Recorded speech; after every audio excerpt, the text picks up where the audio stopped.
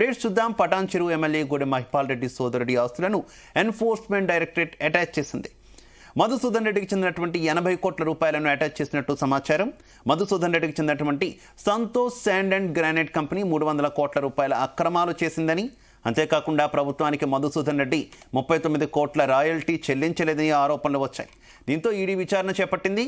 ఈ క్రమంలోనే ఆస్తులను అటాచ్ చేసినట్టు తెలుస్తోంది.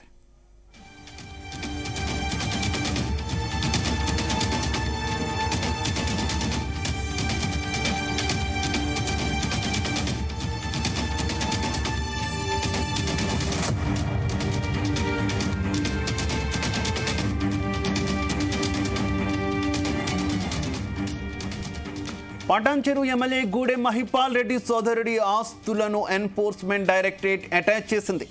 మధుసూదన్ రెడ్డికి చెందిన 80 కోట్ల రూపాయలను అటాచ్ చేసినట్టు సమాచారం. మధుసూదన్ రెడ్డికి చెందిన Santosh sand and granite company 300 కోట్ల రూపాయలు అక్రమాలు చేసిందని, అంతేకాకుండా ప్రభుత్వానికి మధుసూదన్ రెడ్డి 39 కోట్ల రాయల్టీ చెల్లించలేదని ఆరోపణలు వచ్చాయి.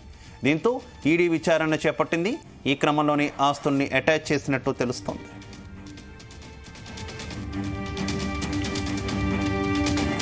ఇదే విషయానికి సంబంధించి మరింత సమాచారం మా క్రైమ్ బ్యూరో చీఫ్ రవితేజ అందిస్తారు. రవితేజ, గతంలోనే పటాన్చెరు ఎమ్మెల్యే సోదరుడు గూడెం మహిపాల్ రెడ్డి ఇద్దరు కూడా అవినీతికి పాల్పడ్డారు. ఈ గ్రైమేట్ల పేరుతో పెద్ద మొత్తంలో వీళ్ళు ఈ డబ్బులనన్నీ కాజేశారు అనే దానిపై కూడా 300 కోట్లు అక్రమ మైనింగ్ గతంలో పాల్పడ్డారన్నట్టుగా ఈడీ సోదాలు నిర్వహించి వాటికి తాలూకు డాక్యుమెంట్స్ అన్ని కూడా సేకరించడం జరిగింది. ఈ గూడెం మహిపాల్ రెడ్డి ఎమ్మెల్యే తన సోదరుడు మధుసూదన్ రెడ్డి ఇద్దరు కూడా పవర్ని అడ్డు పెట్టుకొని తన అన్న ఎమ్మెల్యేనని ఈ ఏరియాలలో ఎక్కడ మైనింగ్ చేసినా ఎవరి అనుమతి అవసరం లేదు, మనదే రాజ్యం మనదే ప్రభుత్వం అన్నట్టుగా అన్నదమ్ములు ఇద్దరు కలిసి పటాన్చెరు ఏరియాలలో పూర్తిగా ఈ మైనింగ్ క్వారీలు అన్నిటిని కూడా ఏర్పాటు చేసి అది ప్రభుత్వానికి ప్రాపర్ గా ట్యాక్స్ పే చేయకుండా, ప్రభుత్వం నుంచి అనుమతులు లేకుండా మోతాదుకు మించి వీళ్ళు ఆ మైనింగ్ ద్వారా కోట్లాది రూపాయలకు సంపాదించారు. గతంలో జరిపినటువంటి ఈడీ సోదాల్లో 300 కోట్లకు పైగా అక్రమంగా మైనింగ్ వీళ్ళు పాల్పడ్డారంటూ కూడా ఈడీ వీరిపైన కేసు నమోదు చేయడం జరిగింది. తాజాగా ఈ రోజు సంతోష్ శాండ్ అండ్ గ్రైనైట్ సప్లైకు చెందినటువంటి 80 కోట్ల ఆస్తును ఎన్ఫోర్స్మెంట్ డైరెక్టరేట్ అటాచ్ చేసినట్టుగా సమాచారం అందుతుంది. గతంలో 300 కోట్ల అక్రమాలకు పాల్పడ్డారంటే గుర్తించినటువంటి ఈడీ ఈ రోజు 80 కోట్ల ఆస్తులని ఈడీ అధికారులు అటాచ్ చేసినట్టుగా సమాచారం అందుతుంది. సబ్ కాంట్రాక్ట్లకు అనుమతి లేకపోయినా జీవీఆర్ కు సబ్ కాంట్రాక్ట్లు ఇచ్చి ప్రభుత్వమే గతంలో కొంతమంది అధికారులు ప్రోత్సహించారు. వారి వల్లనే అనుమతి లేకపోయినా వీరికి అనుమతి ఇచ్చి వీళ్ళని ఎంకరేజ్ చేశారంటూ కూడా ఈడీ ఈ విషయాన్ని విచారణలో తేల్చినట్టుగా తెలుస్తుంది. అనుమతి లేని చోట కూడా అక్రమంగా మైనింగ్ చేపట్టి అక్కడ అధికారుల్ని మేనేజ్ చేసి అక్కడ గ్రామస్తులని మేనేజ్ చేసి పెద్ద మొత్తంలో అనుమతి లేని చోట కూడా వీళ్ళు మైనింగ్ చేపట్టారంటూ కూడా ఈడీ ఇన్వెస్టిగేషన్ లో వెలుగొట్టొచ్చింది.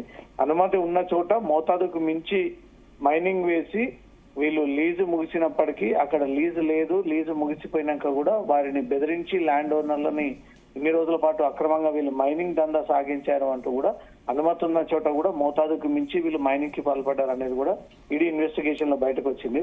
అక్రమ మైనింగ్ ద్వారా వచ్చినటువంటి కోట్ల రూపాయలతో గోవాలో కొన్ని ఆస్తులను కొనుగోలు చేయడము, బెంగళూరులో కొన్ని ఆస్తులు కొనుగోలు చేయడము, విదేశాల్లో కూడా కొన్ని కంపెనీలలో వీళ్ళు పెట్టుబడులు పెట్టారన్నట్టుగా ఈ మైనింగ్ ద్వారా వచ్చినటువంటి డబ్బులని అక్రమంగా అక్కడ మళ్లించి కొన్ని విదేశీ కరెన్సీ కిందికి మార్చి కొన్ని గోవా లాంటి ఏరియాలలో వీళ్ళు hotels, restaurants, bar and restaurants దాంట్లో పెట్టుబడులు పెట్టారు అంటూ కూడా ఈడీ అధికారులు గుర్తించినట్టుగా తెలుస్తుంది. వాటి బినామీ పేర్ల పైన రిజిస్టర్ చేసి ఆ బినామీ పేర్ల పైన రిజిస్టర్ చేస్తే ఎవరు కూడా బయటికి రాకుండా చాలా తెలివిగా ఈ కోట్లాది రూపాయలుగా బినామీ పేర్లతో రిజిస్టర్ చేసి వారి పేరు పైన ఈ గోవా లాంటి సిటీస్ లో వీళ్ళు ఆస్తులు కొనుగోలు చేసి భారీగా అక్రమాలకు పాల్పడ్డారంటూ కూడా ఈడీ గుర్తించడం జరిగింది. ఒక ఎమ్మెల్యే సోదరుడు పటాన్చెరు ఏరియాలలో 300 కోట్లకు పైగా అక్రమాలకు పాల్పడ్డారంటే అప్పటి బీఆర్ఎస్ ప్రభుత్వం హయాంలో ఎంతమంది ఎమ్మెల్యేలు ఈ రకంగా అవినీతికి పాల్పడ్డారు, ఎంతమంది ప్రజాధనాన్ని వీళ్ళు దోచుకొని ప్రభుత్వానికి